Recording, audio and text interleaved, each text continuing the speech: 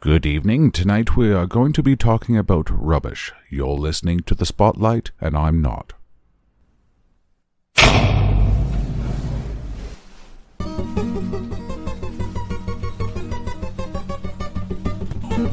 Ladies, gentlemen, please take your seats. The Spotlight is about to begin.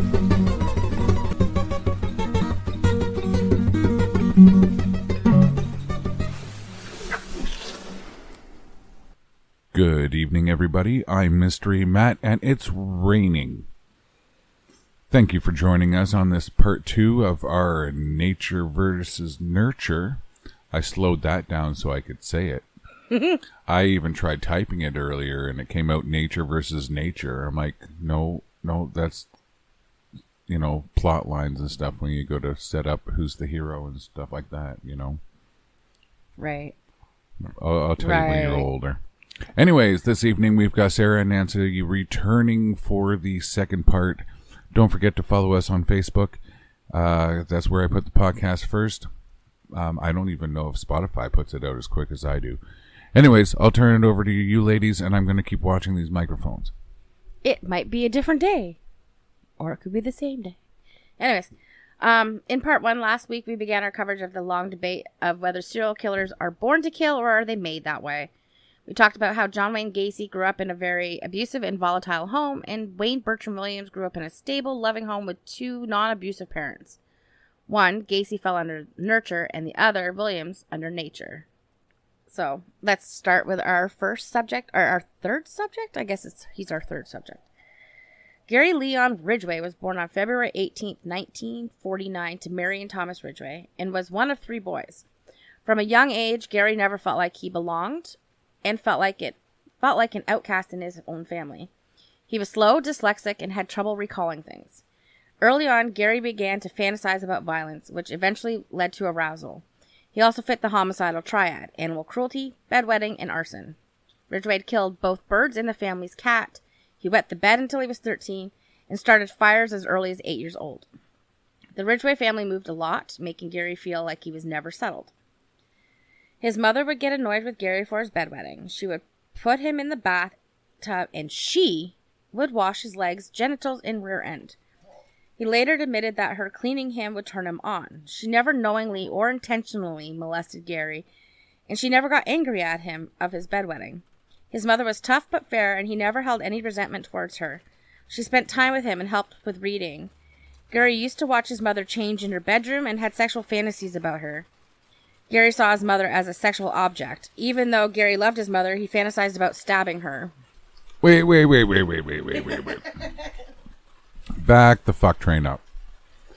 How do you go from, I'd really like to fuck that, to, you know what, I'd really like to stab it, have it bleed all over the floor, and die? Like, how do you... Because to these kind of people, stabbing is the same as sex. If you actually... But how is it the same? Stabbing emulates the same motion as sexual intercourse. Yeah, but one feels way better than the other. Well, yeah. Why? That's because you're normal-ish. I don't understand this shit. Anyway, here, take this back. All right. Sorry, I have a question. Yeah. You said the triad. Yeah. What does bedwetting have to... Well, apparently, if you're... you have to be potty trained. You should be potty trained by a certain age. Yes. Say you're potty trained by age 2. Which, to me, most children should be. Between 2 and 3, yeah. Yeah, okay. We'll stretch it to 3. Sorry, I'm very opinionated on that. Kids should be potty trained before they hit 3. Say you don't have any issues with bedwetting from the time you've been potty trained, but at a certain age, you start wetting the bed again around 8. For some reason, it's just, I don't know how it correlates directly, but a lot of these serial killers have all 3 of these homicidal triad attributes, or 2, or at least 2 of them. And he has all 3. So that's why I'm just reporting it. So it's like a correlation. It's correlation. They find that this is correlated with amongst a lot of serial murderers. Huh. Yeah. So, yeah. Anyways. So, Mary Ridgway was a very strict, God-fearing Catholic, and those views would stick with Gary. She once told him that masturbation was the greatest sin of all, even worse than raping someone. I am Jeez, laughing. Matt, you'd be a sinner. I'm laughing because like I We're grew up all Catholic, sinners. Catholic school. And that was not probably in it. Oh, that was a sin. That's a Well, sin. yeah, but not greater than raping women. No, you were supposed to suppress all your sexual urges, Right. until you got married. Sex was only for baby making, procreation. That explains why y'all don't believe in birth control. You just want to fuck. Birth Pop, control pop. I know. It's not something that Yeah. now it's more so like common, but Not for long. at a church in Stony Creek. Mhm. Also, when you talk about like abortion and stuff too, in a church in Stony Creek, there is a statue designated to all of the babies that have been killed. Oh. In abortion. Interesting. Yeah. I don't want to talk about abortion because Yeah. that's a hot topic for me. Yeah. Not that I've never had one, but we'll just get that Talk about putting your opinions Yeah. Yeah. in stone. No shit. Right? So there would be some anger directed towards the young Gary. He was picked on and bullied by his peers, but his father would yell at him for that. I don't understand why you would yell at your son for him being bullied. I would be yelling at the bullies, but that's just the kind of parent I am. But from a father's point of view, it could be man up, buck up. Yeah. You know, come on, grow a set. Fucking punch the bastard. Exactly. Yeah. Fight back. Yeah. But Thomas Ridgway taught his son how to fix things and work on cars. Clearly, there isn't any serious red flags like there was in the Gacy case. Mary Ridgway ruled and controlled the family household. She was in charge of everything. No doubt the mixture of her control, skewed religious beliefs, and unintentional sexual overtures would heighten Gary's already budding sexual sadistic desires, which developed early. At the age of 12, Gary began to stalk girls. He became a peeping Tom, was obsessed with sex, and began to find ways to brush up against girls. His violent side peaked through around 13 or 14 years of age. In junior high, Gary attacked a 6-year-old boy who was just walking home. Gary waited in a bush, and when the boy walked by him, he stabbed him, piercing one of his kidneys. Luckily, the boy survived, but he never identified his attacker. This gave Ridgway that feeling of power and control over another person, and he liked it a lot. I'm sorry, he's 12? He was about 13 or 14. Oh. Yes. Oh, if you could see Nancy's face right now. Goodness. I should take a picture for the TikTok. Yeah, that's a lot to unpack, don't you think? Uh-huh. Yeah. Not sure where to go, though. Yeah, no. So Gary vandalized his school as a way to lash out when they made him repeat a grade. He was very introverted and he got lost a lot. He also suffered from severe allergies. Ridgway graduated high school at 20 years of age and joined the Navy after marrying his girlfriend. The two moved to San Diego and he was sent to the Philippines. While overseas, his wife would cheat on him, but he too wasn't a saint. Ridgway engaged in sex with Filipino prostitutes and contracted a venereal disease from one of them. That pissed Ridgway off. He and his wife, number one, divorced in less than a year of marriage. Gary would remarry in 1973, and they would have a son in 1975. But Gary had a voracious sexual appetite, and his wife struggled to keep up. He wanted sex 2 to 3 times a day, and liked risky sex, like outdoors or in cars. He even enjoyed a little BDSM. The thrill of getting caught. Yes, that thrill. Absolutely. Apparently Chris likes it too. In one encounter, Gary choked wife number 2, and that scared her quite a bit. She couldn't take it anymore, and they divorced in 1981. So, yeah. I don't think I would enjoy getting a venereal disease, but I don't think that would make me an asshole enough to murder people. Then again, depends on the disease. So not long after, Ridgway would start cruising the Pac Way, a main strip in Seattle near the SeaTac airport in July. In July of 1982, he would pick up a sex worker, the first of his 50 victims. During the early part of the murders, Ridgway was arrested for soliciting and even given a polygraph test, which he passed, and the police let him go.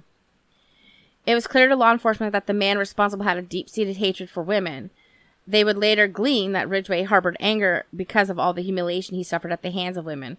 The prostitute who gave him VD, his 2 ex-wives, his mother, just to name a few. Killing Seattle's prostitutes was his way to assert dominance and control so he could humiliate the women. I think this one, out of the 4, creeped me the most out. And I think it's the mother thing. Yeah.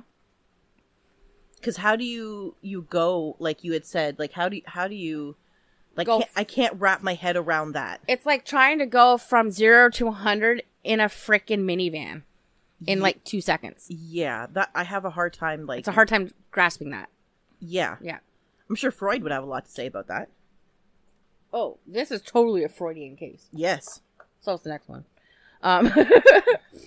But yeah, definitely.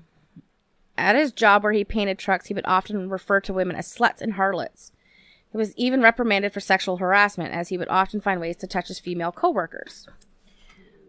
Yeah, he's a dirty motherfucker. So Anyways, sorry, his main source of anger was towards women. being rejected by women, and his Humiliated, too. and humiliated, and his mom being strict. Mm-hmm.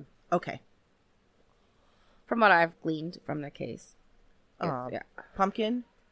No, muffin. Aw. Come here, let me pat you on the head. Now I'll Let's whap feel you sorry upside for the head. you. I'll give you a reason to fucking turn out like a Where dick. did he fall in the line of siblings? Think he was the youngest? Okay. Maybe? I don't remember. I knew this, but I don't remember. That's something you could Google. Just like many other serial murderers, Ridgway paid close attention to the media. He was dumping the bodies in or around the Green River, which is how he is referred to as the Green River Killer. Shortly after the media and the police picked out his locations, Ridgway changed dump sites, now leaving bodies in wooded areas near SeaTac Airport. Gee, that sounds like Williams, doesn't it? Only backwards? Mm-hmm. Yeah, it's kind of weird how they kind of... You see a lot of similarities between these three killers. Mm-hmm. Yeah. Ridgway would once again take a bride, Judith, in 1985. He seemed to stop killing and told investigators later that he used yard work to ease his anger. Ridgway and Judith lived a quiet and mundane life. She was older than her husband, and the church-going couple thrived. Ridgway stayed out of trouble for a while, but later he admitted to killing at least 2 women after he married Judith, but he's linked to 4. At least. Huh. Someone figured out some coping skills. Mm-hmm. So he's not as dumb as he actually is, by the sounds of it. Right? I mean, how do you... Yeah, anyways. In 1986, 2 witnesses go to the police on separate occasions, and the first witness gave the police a description. The second witness picked both the sketch and a mugshot out of the photo lineup of Gary Leon Ridgway. In April of 1987, police put Ridgway under surveillance and searched his home, vehicles, and workplace. Some fiber, samples of paint from his paint-spattered overalls, pubic hair, and saliva samples were taken, but nothing was found. DNA was still in its infancy. In 2001, the Washington Crime Lab matched the semen samples found on the victims with the samples taken from Ridgway in 1987. On November 30th, 2001, Ridgway was arrested as he was leaving work. The following month, Gary Leon Ridgway would plead not guilty. The prosecution only had enough evidence to charge him for 7 of the 49 murders. They were forced to offer him a plea deal. They will take the death penalty off the table if Ridgway gives a full, truthful confession and pleads guilty. Because Ridgway was afraid to die, he took the deal. Over a number of days, he recounted every victim, every detail about the murders. He wouldn't shut up. Ridgway also took law enforcement to all of the places of the bodies that police had yet to recover. Ridgway admitted that he didn't know all of their names. He spilled all the tea, but showed no emotions and was indifferent as he gave the gory details. He just wanted to have sex with them and then kill them. It just didn't end there. Infamous serial murderer from Seattle, Ted Bundy, had contacted the investigators early on during the investigation before his execution in 1989 and told them that their suspect likely revisited the bodies and had sex with the corpses. Bundy was right. It is not uncommon for serial killers to return to the victims' bodies and engage in necrophilia and or masturbate at the body sites or on the bodies. It's a way to have power and further possess them. Ridgway did both, but until he couldn't due to the decomposition settling in. I'm sorry, Nancy's face was, I looked up and she had like this weird snarl of disgust on her face. That's what my laugh was about, not the whole... What did you do last night? I went back to the body I killed last week to see if I could still have sex with it if it hadn't decomposed yet. Right? I was feeling a little randy. Jesus. Yeah, I can see why you're creeped out, right? The necrophilia thing. Yeah. But Bundy did it too. Yeah, Yeah, Bundy did it as well. I understand that, like, the psychology behind it.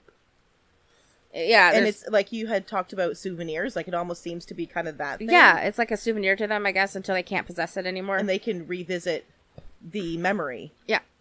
Because memories are very powerful. And when that no longer works, they tend to escalate. They kill more frequently. They lose control eventually and become stupid and they mess up. That's how they get caught, usually. I just find it not funny, like, ha ha ha, but... Like, funny, gross? Like, dude's like, oh, I just wanted to have sex with him and kill them. Like, that's it. No big deal. Like this, so nonchalant. This is completely normal, what everybody does. No, nonchalant. You know? Yeah, that's enough to give you nightmares. Oh, goodness. Just like Gacy, Ridgway would not take responsibility. It wasn't his fault. It was his ex-wives, the women at work, who were getting promoted over him. It was the Filipino prostitute who gave him VD. The women he killed were just objects to him, objects he could dominate, humiliate, and exert control over. He appeared non-threatening, keeping his son's toys in the truck. He even took his very own son with him on occasion. His son would fall asleep in the back, and when he was asked what he would have done if his son woke up and saw him kill someone, what would he have done? Ridgway replied, probably kill him too. That shows this guy is fucking off his rocker. Like, he doesn't care. Like, he just does not Total care. lack of empathy and sympathy. He's a sociopath. Yes. Like, it just baffles me. Like, hey, why would you take your son with you? If you have him for the weekend, take a break. Selfish. Yeah, he's selfish. I do what I do, what I want. And when I want it, and when I need it. Who fucking cares what other people say? Yeah. So Gary Ridgway stood before the court to enter his guilty plea to 48 counts of aggravated murder in the first degree. Quote, I killed 48 women listed in the state's Second Amendment information. In most cases, I murdered these women. I did not know their names. Most of the time, I killed them the first time I meet them. And I do not have a good memory of their faces. I killed so many women, I have a hard time keeping them straight. I picked prostitutes because I hate most prostitutes and did not want to pay them for sex. Unquote, Gary Ridgway. He delivered his statement without remorse or emotion. The judge who was presiding over the hearing had this to say to Ridgway. Quote, the remarkable thing about you is your Teflon-coated emotions and complete absence of genuine compassion for the young women you murdered. Unquote. The Honorable Judge Richard Jones. Hey, just a side note. So, Honorable Judge Richard Jones is music producer Quincy Jones' brother. So, yeah. Rich family. Right? Ridgway was sentenced to 48 consecutive life sentences without the possibility of parole. He was also liable for all fines, which included $50,000 to each victim's families in restitution. Unlike Gacy and Williams, Ridgway was active from 1982 to 2001. So let's break it down. He wasn't abused. His parents were there for him, spent time with him. He had a disability. Sexual obsession started very early. Homicidal triad of animal cruelty, bedwetting, and arson. Violence started at the age of 14, humiliated by women as he reached adulthood, sociopathic, antisocial behavior, and not intelligent. Nothing?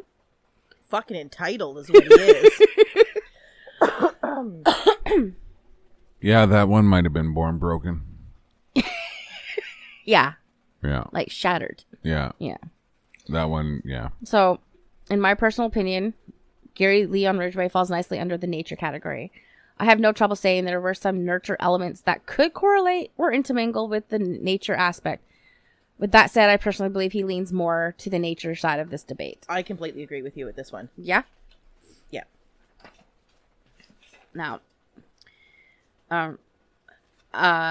so don't hate me for saying this, but the next subject is probably my favorite serial killer, which is why I saved him for last.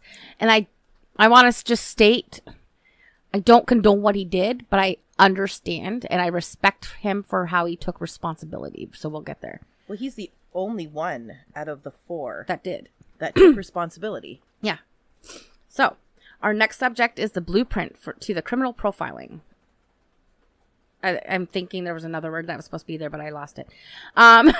He was the first serial killer interviewed by Robert Ressler and John Douglas. He talked because he wanted to understand the reasons why he did the things he did. Edmund Emil Kemper III was born to Edmund II in Clarnell. He had two sisters. One was 5 years older and the other was 2 years younger.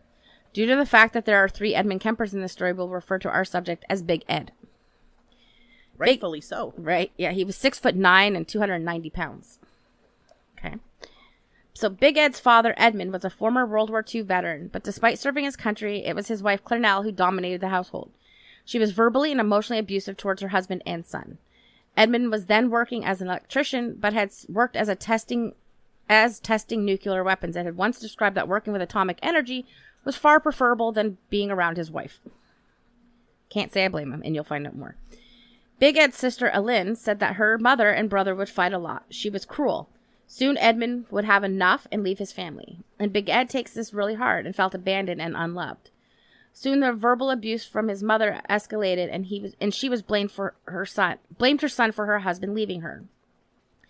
So Clarnell moved the family to Montana, and it is there where Big Ed's treatment would get worse. Clarnell's daughters were each given their own bedroom, but she told her son, since he was so big and creepy, she didn't trust him not to hurt his sisters. He had to sleep in the basement. It was dark, and the only light hung from the ceiling that you couldn't turn on until you were already down the stairs. You know, like those swinging light bulbs hanging with the chain? That's what it was. That's what he described in interviews. Big Ed was afraid down there and felt like he was being punished for something he hadn't done. According to his sisters, Big Ed had a lot of nightmares and would scream in his sleep. He was 8 or 9 years old at this time. Alin said this is when his bedwetting started, and he became afraid of people. Clarnell told Big Ed that he was dumb and no one would want him. Despite his mother's concern that he would hurt his sisters, Big Ed never did, and seemed to have a good relationship with them as a child. At least that's from my understanding, from anything I've read. There's been nothing ever that he's had a bad relationship with them or did anything to hurt them. I genuinely feel bad for this one. Me too. And I don't even go into like the full details of it, but I go into as much as I can. However, the constant rejection, belittling made him angry, and he would start to have violent fantasies. He popped the heads off his sister's Barbie's doll, but honestly, who didn't? I did that all the time. That doesn't make me a homicidal maniac, but I did that, and I used to let them float in the water in my bathtub. And then they would fill up, because you know that hole, and then they would sink, and I'd laugh. Okay, maybe I do have some issues.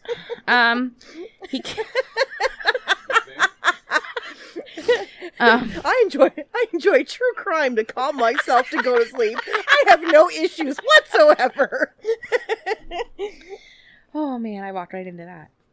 I punch pandas because you can't decide if they want to be black or white. Oh, okay. He killed the family's 2 cats. The more his mother kept harping on him, the worse his anger would build up. So he fit 2 out of the 3 homicidal triad: the bedwetting and the animal cruelty. Okay. I never really looked into too much. There was never really enough information correlating with Williams and Gacy. Nothing about the homicidal triad came up. I'm sure there's probably information out there if I looked hard enough. But, in the summer of 1963, Big Ed decided to return to California to live with his father. Edmund had remarried by this time, but over time, Big Ed started to develop fantasies about his stepmother, and she began to feel creeped out by him and made him leave. He overheard his father say that he was causing problems in his new life, and that really upset the 14-year-old boy. Edmund took his son to his grandparents and left him with them. His grandmother, Maud Kemper, was also a very domineering woman. His grandfather, Edmund I, we will call him Gramps, was a good man who spent a lot of time with Big Ed. He taught his grandson how to shoot and hunt, which Big Ed really took to, maybe too much. He settled into life with his grandparents, but like his mother, Maud's dominance was starting to get to him. There really isn't much documented about much abuse on Maud Kemper's part, so there's no way to know just how much Big Ed endured while he was in California with his grandparents. But one day while Gramps was out grocery shopping, Big Ed, who by the way was about 14, 15 at this time, grabbed his rifle to go out target shooting or to kill some birds. Maud told him no. He shot her twice in the head. Big Ed didn't want Gramps to see his wife like that or have to go on living without her, so when Gramps arrived home, he was shot too. He then called his mother, who told him to call the police. Oh, here it is. At this time, Big Ed was a minor. He was 15. And he had been admitted into an adult facility at Atascadero State Hospital for the Criminally Insane. So he did show some remorse because he didn't want his grandfather to be alone. Yeah. Which is opposite of what we've read from the last 3 subjects. See, I just don't understand how people put these things together. Yeah. You know, one, your grandmother tells you no about something so petty. You're like, well, I'm going to kill you now then. Like, how does that go like that? Yeah. I think it was That escalated almost like, quickly. no, I've had enough of people telling me I can't, or no, I'm not good enough, or I can't do this, or I can't do that, or I can't be with so-and-so. You just end up having a breaking point, I imagine. He seems very childlike. Well, if you're locked into a basement too, right? Yeah, You're not going to have that. understanding what I did wrong. Yeah. Like, not just seems very childlike and Being all constantly degraded by your mother Yeah. makes you feel like you're not growing up, you know? So Big Ed adjusted fairly quickly to the hospital. He behaved himself and earned privileges. He was learning from the adult criminals, and as a 15-year-old boy, that would leave quite the impression. Kemper was able to hide behind a facade of behaviors from the hospital inmates who had been released. He knew what the staff and doctors wanted. Big Ed's ability to adapt to his situations benefited him while at Atascadero. He was polite, cooperative, and he was able to hide his fantasies and all his hostility. Big Ed has a very high IQ of 138 to 142. Using that to his advantage, he watched others closely. Using his astute observational skills, he was awarded responsibilities by the psychiatrist. He was handling patient files, psych tests, both giving and scoring them, all the while memorizing the answers. He knew what he needed to score to get out. Big Ed scored perfect and was honorably discharged in 1969 at the age of 20. When Atascadero released him, they recommended that he should not be released into the custody of his mother and stated that his mother was a precipitating factor of his anger. But the California Youth Authority ignored the recommendation and released Big Ed into Clarnell's custody. Matt shakes his head. Really interesting how he thrived in a routinized environment. Mm-hmm. He was given praise. Privileges. He was in privileges. He was treated fairly for good behavior. And he was acknowledged and understood and noticed. Yeah. So And- everything that he didn't get growing up, he got there. finally got. Yeah. And that is what subsided his urges. Yes, and he was released in, 69, did I say? Yeah, 69, and I don't think he started killing until 72. So that's good, like 3 years before he really starts going down the bad path. So, obviously, you know, he gets to a breaking point again. And it's going to be Clarnell's fault. It's going to be her fault. Already is. So after his release, Big Ed had a difficult time adjusting. He missed a lot. His entire teen years were spent at Atascadero, and he missed out on all those teen experiences, including dating. Kemper would state that he felt inadequate and intimidated by his lack of experience. To make matters worse, his mother worked as an administrative assistant at the University of California in Santa Cruz, and she would keep telling him that he was not good enough for her girls, meaning the college girls that Clarnell held in such high regard, and that no one would want him. She was a raging alcoholic, blamed him for her 3 failed marriages, and never let Big Ed forget that it's his fault that she hadn't had sex in years, and called him her murderous son. Of course, this upset and angered Big Ed, and all those fantasies started to come back. Because why wouldn't they? When you have a bitch mother like that, like, fuck. I'm glad the ending of the story. Sorry. Did I say that out loud? Did you have anybody have anything organized or add to that? If we did, we would have. Okay, That's what I I'm know. trying to get across stuff. I know. I have to ask though because I'm like breaking for certain points, right? He was very organized and thought out his plans to act out his fantasy. He would do practice runs of picking up hitchhikers, understanding what ruses worked the best to make him seem less threatening, especially as a 6 foot, nearly 10-inch man who weighed 282 pounds. Before he could commit murder, he would pick up hitchhikers, pretending he was in a rush to be somewhere important, that he was doing them a favor. He carried on conversations with them, and most of the time he would let them go. During the murders, he would get off on the fear in their eyes and the power that he had felt over them. Big Ed tried a few different methods of killing the co-eds. After the murders, he was calm, cool, and collected, and he would drive around with their bodies in his car, keep them in his own apartment before he would dispose of the bodies. He would keep their heads and have sex with them. When he no longer could use the heads, he disposed of them. One of his victims' heads he took to his mother's house and buried it under Clarnell's bedroom window, face up, because, as he once said, his mother always wanted to be looked up to. I love that line. Right? Big Ed never lacked his sense of humor. During his time murdering 6 co-eds, Big Ed would often frequent the same bar where police and attorneys would go to blow off steam. He made friends with many of them and would have a beer with the same detectives who were investigating his murders. He would sit and listen, and he knew they were nowhere near capturing him. So there you've got that link again between insinuating yourself into the investigation of your own crime. So you have, especially in this instance, he now has an idea that he could get away with a hell of a lot more because they had nothing on him. But, you know, I don't know if that bugged him or not.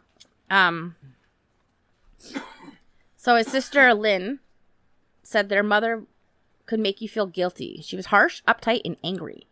Lynn said their mother did a lot to Big Ed, saying cruel things to him his whole life. His breaking point finally happened in April of 1973 on Good Friday, when Big Ed entered his mother's bedroom as she was reading a book and sat down on the side of her bed. Clarnell asked if he was going to keep her up all night talking, and he said no, told her goodnight, and left. He paced in his room for a while, and once she was asleep, he murdered her. Clarnell's murder was the most violent one he had committed. The rage behind it during the ordeal was insurmountable. After he had sex with her head, cut her tongue out and vocal cords out, he tried to shove them down the garbage disposal, but it spit them back out, hitting him in the face. Quote, that seemed appropriate, as much as she'd bitched and screamed and yelled at me over so many years, unquote, Edmund Kemper III. So, yeah, he's got this sense of humor there again. It is gross, but, you know, he sees the humor in it. I guess that's his way of coping. That's our way of coping with many things. After killing his mother, he had the foresight to formulate a plan that would allow him to get away from the area and evade police. He invited her friend over and killed her, too. When his mother didn't show up for work on Monday, no one would think anything of it because it wasn't unheard of Clarnell taking off for a shopping trip somewhere else. Big Ed then drove 28 hours straight in hopes of escaping, but after not hearing anything on the news about his mother's murder, he stopped in Pueblo, Colorado, and called his friends at the Santa Cruz Police Department. As he attempted to confess and turn himself in, the guys on the phone laughed and hung up on him. He called back and begged them to go to his mother's house. Big Ed waited on the phone while detectives went to the house, and they walked into a horrific scene. He was telling the truth. Big Ed tells them that he will wait there for the police to come and get him. The local police came and took Big Ed into custody, and when the detectives from Santa Cruz got there to drive him back, he wouldn't stop talking. Kemper tells him everything. He pleads guilty to 8 counts of first-degree murder and receives 7 life sentences. After his incarceration, Big Ed settled into a routine and benefited from the structure of prison life. It is there that he is approached by the FBI agents Ressler and Douglas, who wanted to study him and find out about his childhood, the murders, his behavior, and why Kemper killed 10 people. It was out of all of this that the Behavioral Analysis Unit was born. Big Ed was more than happy to talk, and the more he talked to Ressler and Douglas, the more insight to himself he gained and came to understand why he was the way he was. He admitted all that stuff on purpose because he wanted to go back to jail. He wanted the structure, oh, good, you didn't get in a fight today kind of thing. Yeah. He likes that kind of thing. So he went back to jail on purpose. I believe so. And Yeah. we'll get more into that too, right? So, much like you just said. So, like his time at Atascadero, Kemper was a model prisoner. Only this time, he did not want out. Big Ed had stated many times over the years that he should never be let out, and he doesn't want to be let out. He's so afraid of what he might do if he's let out and doesn't want to hurt anybody again. That's where I have the respect for him, is that he understands how dangerous and how fucked up he is. That why I don't want to hurt people. So the best way to do that is to stay here, locked up in prison. I have a good life here. I'm respected. I'm structured. And he can just go on. And nobody fucks with him because he's fucking a giant. Well, he's not fucking a giant. He's a fucking giant. Right? So nobody's going to mess with him. Right? Or he'll tear your head off and fuck it. Oh, exactly. Exactly. Actually, there was an interesting story, and I wish I could remember the main basis of it, but I think it was Robert Ressler who said that at one point he was alone with Kemper in a room, and Kemper was uncuffed and unshackled, like they always have them, and Ressler said that it was weird because they did a shift change, so there was nobody watching them, and Kemper said, "Do you know how easy it would be for me to just come over there and pop your head off you?" And Ressler decided that his best bet to survive this was not to show fear or anything. He's like, those guys won't be around for another 5-10 minutes. I could easily just pop your head off and eat it or fuck it. And he's like, I'm just kidding with you, buddy. I'm not going to do that. I'm like he could have done it. He could have done it. He had the opportunity and he chose not to. That's like so Hollywood, the Joker. Like, But is kind that his of- that is oh his my God. sense of humor, right? That dark sense of humor. And I Like, think it that's has to be. I think that's how he survives. He survives on that dark sense of humor. If I don't joke about this, I don't know how to deal with it. And we all have that dark sense of humor in certain times where it's not appropriate to have dark sense of humor, right, Nancy? Welcome to healthcare. If you don't laugh, you will cry. You know what? I've heard that exact same thing come from crime scene investigators and police officers. If you don't laugh, you cry. Yep. I had a woman who passed away in our condo, and she was in there for a few days, and they didn't know what exactly happened, so they had to wait. And I had cops sitting outside the door, and they were on rotation. One left to go get food, and he came back, and I said, do you want to eat that down here? He goes, oh no, I'm going back to my door.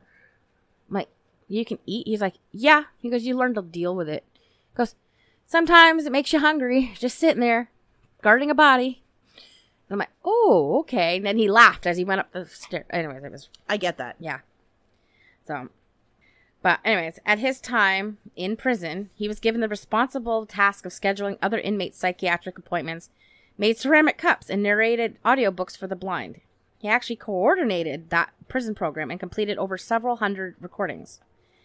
In 1988, and this is what I love. This is what I love. In 1988, both Edmund Kemper and John Wayne Gacy spoke to the FBI classic Quantico via satellite. Kemper was very open, candid, descriptive, and took responsibility, where Gacy was the exact opposite and still placed blame on others, maintained his innocence, and never took responsibility. Kemper made a statement that stands out even today, one I think about. He said there's a need to keep heinous murderers alive, not execute, but imprison and counsel, so law enforcement can learn from them so as to prevent other would-be murderers from going down that path. Again, that speaks to his character, him knowing himself. Yeah. And taking responsibility and showing remorse and saying, I don't want to do this again. Mm-hmm. Where I'm sure the others were, they haven't taken any responsibility. All three of the other subjects we've talked have not taken responsibility for anything. Well, Ridgway a little bit, but that's just to get off the death penalty, right? Mm-hmm. So let's break it down. Verbally and emotionally abused, maybe add neglect to this. Oh, absolutely. Felt abandoned and unloved. He was treated like a criminal before the age of 10 by his own mother. Had 2 out of 3 of the homicidal triad, the cruelty to animals and bedwetting. Lacked comfort and stability. I wouldn't exactly say he was sociopathic because he clearly felt some remorse for what he did, or he wouldn't keep insisting he stay in prison. Held anger towards his mother. He was a sexual sadist, dissociate personality disorder, psychopathic tendencies, and extremely intelligent. The dissociative personality disorder makes sense. Yeah. Yeah. Because it was almost like he would have to disassociate To do it. when he snaps to do it, and then he comes back and he's like, oh. Well, yeah. And he, like, called in the murders.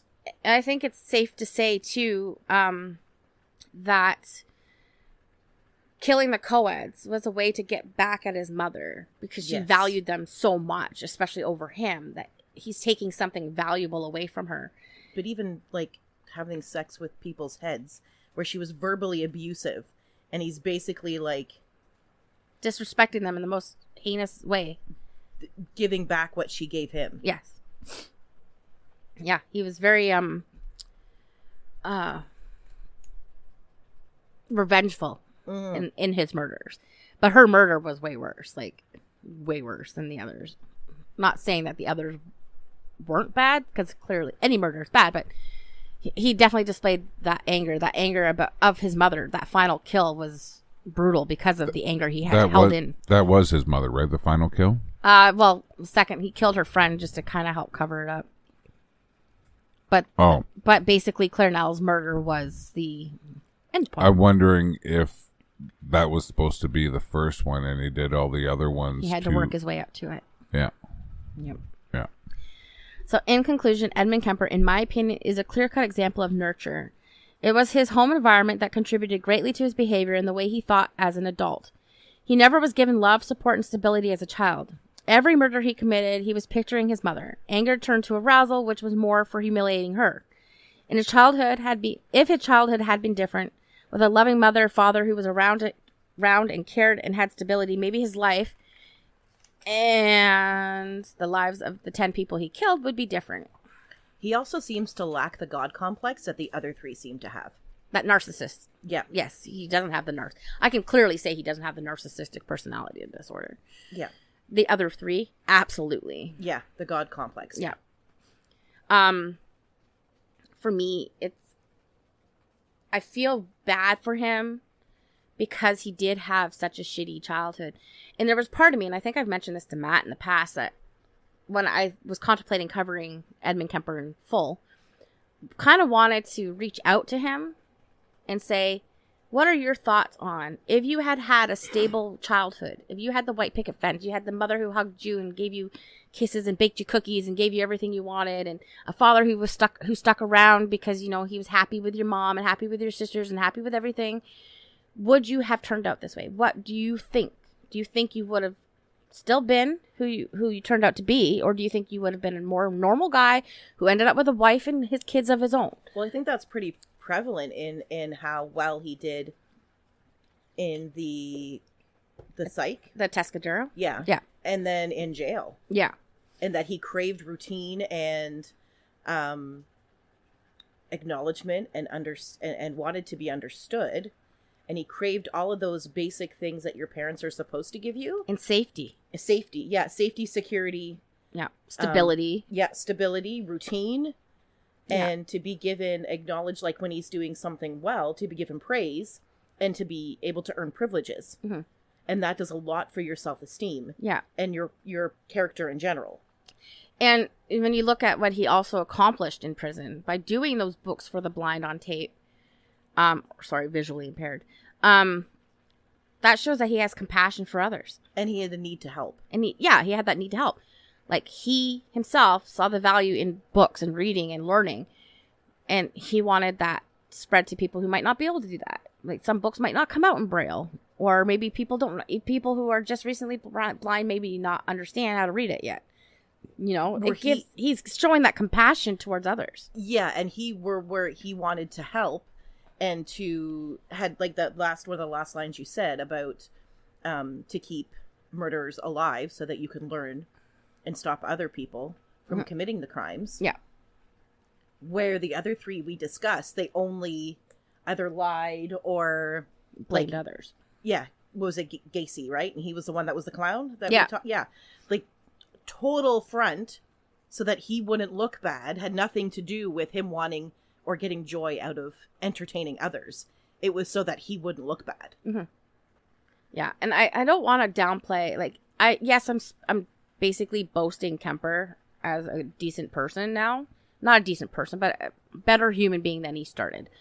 And I just don't want anybody out there to think that negates the victims that he took from this world, because that's not the case. I totally feel bad for the victims and their families. And I understand that it's this, if you hear me saying that I respect Kemper, I respect him who he is now, and for the fact that he's acknowledged his wrongdoings and he's accepted responsibilities, whether he's full of shit or not. If he's full of shit, he's got us all hosed, and that's a possibility. But who wants to be hanging out in prison? Right? So to me, he's like, not. Yeah. And if I was one of the victim's family members, I'd be like, huh, you know, we've learned something from this guy. Not just the evil, but we've learned something. Just because you understand why somebody did what they did doesn't take away from what they did. Exactly. It's just understanding. I don't why. respect what he did. Yeah. I respect who he realized he is. And he realized and asked for help. And he's not asking for full rehabilitation so he can be released. He's asking for rehabilitation, but keep me in here. You know? Because clearly it didn't work the last time, but he also didn't give it a chance the last time. You know, he knew how to manipulate the Atascadero psychiatrist. He didn't really give it a chance to actually talk out his problems. But also, Atascadero did try to help him by saying, do not put him with his mother. And they were overrun by the California Youth Authority, saying, oh, here you go. But if he's 20, he would be considered... But because he was criminally insane. Oh, I understand. Right? They have to release him into custody of somebody. Okay. If that was the case, I would have released him to his older sister. Yeah. You know, Susan. She could have taken custody of him. She would have been 25. She would have been an adult. She could have taken custody knowing what her mother was like. You know, Lynn would have been too young. She would have been, 18? So obviously, and she's the one who spoke up the most regarding the treatment of him from their mother. So to me, that also validates his story. Having his sister speak out about how their mother treated him validates his story. It's not just a one-sided, hey, this is me, I have mommy issues, to the profilers. Or like the last one, the women didn't want me, and they embarrassed me, and poor me couldn't get a girlfriend. So sorry, honey. Yeah. This one, you kind of feel bad, because, like, nobody should have a childhood like that. No. And I wish there was a way he could have found a different way to deal with his anger and his issues. I'm sure we all do. But that's where the disassociation would come in. He would have to have that. Because also dissociative personality disorder, I believe, is also a trauma response. Mm-hmm. You almost black out. Yeah. I mean, we all disassociate at some level, because, like, I was driving here, and I'm thinking, and all of a sudden I'm like, crap, I'm getting off on the link and not on Burlington Street. Whoops. Oh, that's what took you so long. Yep. So there's times where I drive to work, and I don't know if it's because I drive the same route to work. Autopilot. I'm on autopilot, and I don't know how I got there. I was going to work. Well, I can explain that later, but that's what was happening. There could be a podcast all about that. Time perception. Mm-hmm. Yeah. I've driven from Smithville all the way to Burlington and not know how I got there.